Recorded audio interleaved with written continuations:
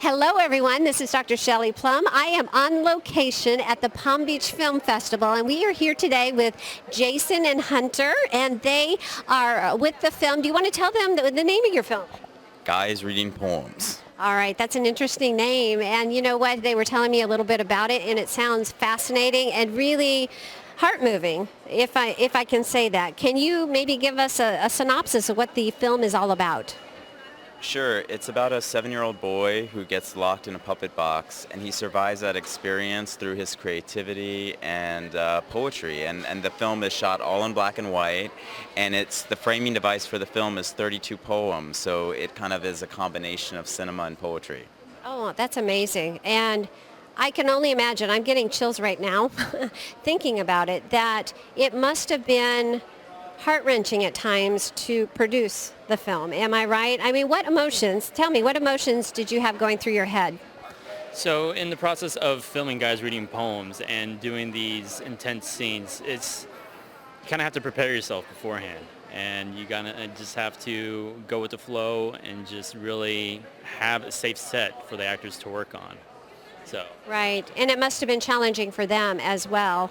It's interesting because we just recently wrote a blog for our website, and it's about getting out of the confines in our life, getting out of the box. And this child, can you tell our viewers what struggles through the course of the film, maybe 3 major personal struggles that he had?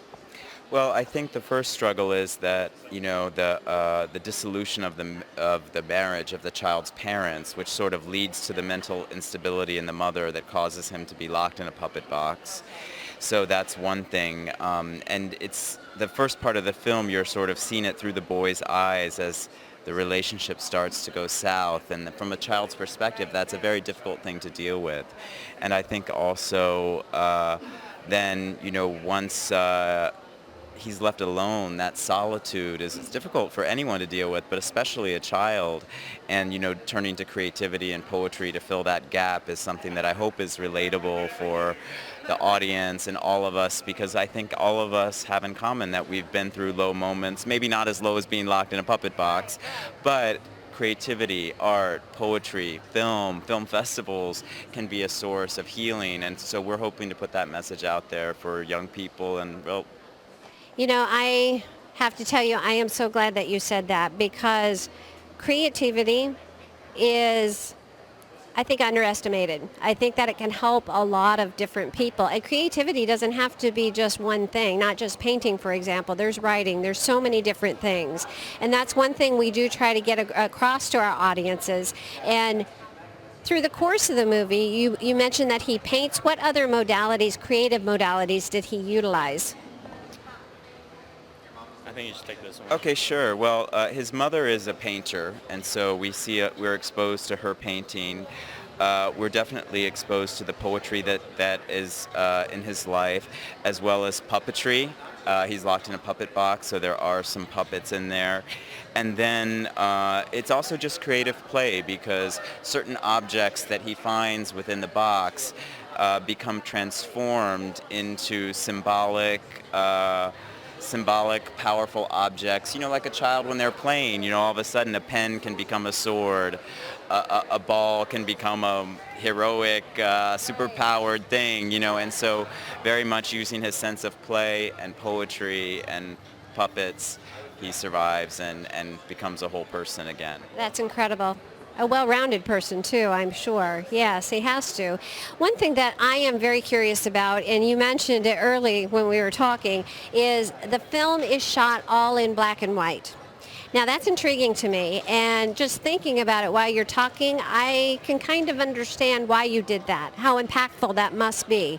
Why, for our viewers out there, can you tell us why you chose to shoot it all in black and white?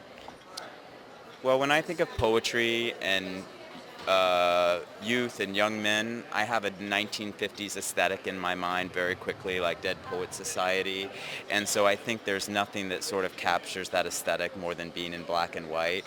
But also when you have a story where, paradoxically, where the imagination is so involved, sometimes the the sense of reality that comes from color can make you start doubting in the story, and I think there's a little bit of a suspension of disbelief that has to happen in a story like this.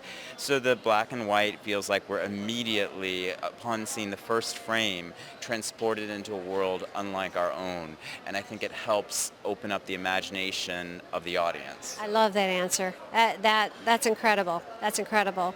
Oh, we can't wait to see it. That's for certain. So you are.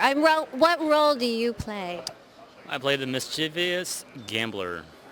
Ah, that's interesting. That must have been. Was it challenging role to play?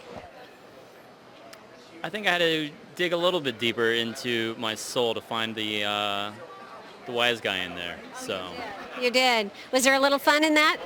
definitely. He has fun with the wise guy. Oh, he does. He does. Okay, wonderful. Oh, that's great. That's really great. So for our viewers out there who have heard our interview today and want to know more, they want to see the film, can you give them information on how they might access it? Sure. If they're here in Palm Beach, then please come down to the Movico Parisienne Thursday at 12:15 p.m. You can see the movie then. And if you're not, you can learn more about our upcoming screening schedule at guysreadingpoems.com or at our Guys Reading Poems page on Facebook. Wonderful. Okay. Well, I thank you all for being here. Thank you. Thank you so much, Shelley.